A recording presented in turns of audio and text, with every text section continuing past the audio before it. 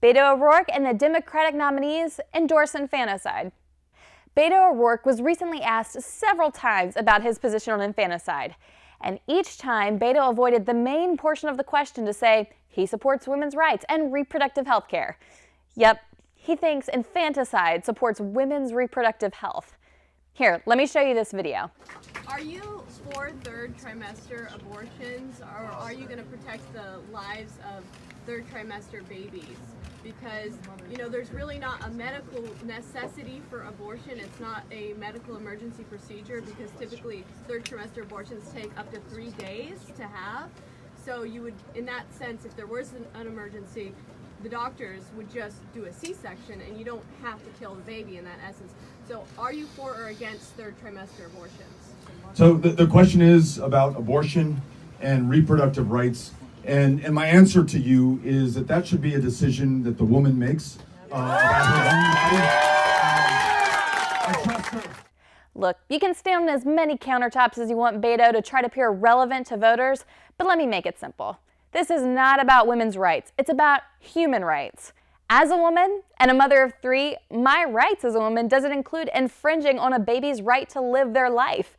Now, it would be one thing if Beto was just a fringe candidate or the only candidate running for president who holds this belief.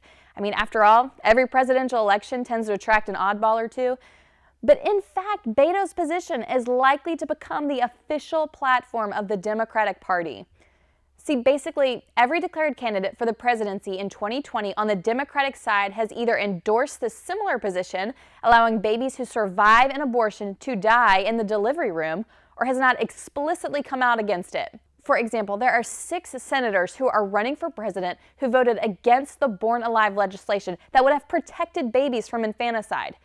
Another candidate, South Bend Mayor Peter Buttigieg, used his position as the mayor to block a pro-life pregnancy resource center from opening up in South Bend. While he has tried to dodge his exact position on the legislation, he said that he does not favor more restrictions in response to a question concerning the no limits on abortion legislation in Virginia.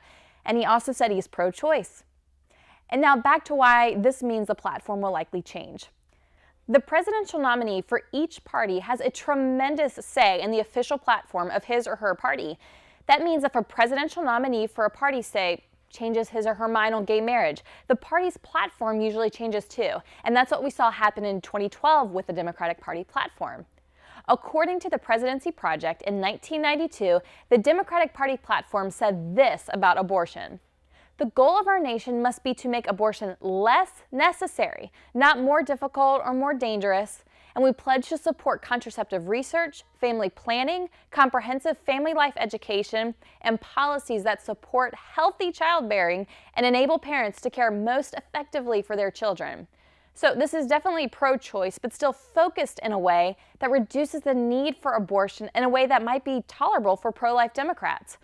However, with these radical Democratic nominees popping up who support infanticide, we're seeing a shift in the party, making them more vocal in support of abortions and in making Americans pay for them. And that's today's Pro-Life Gen News.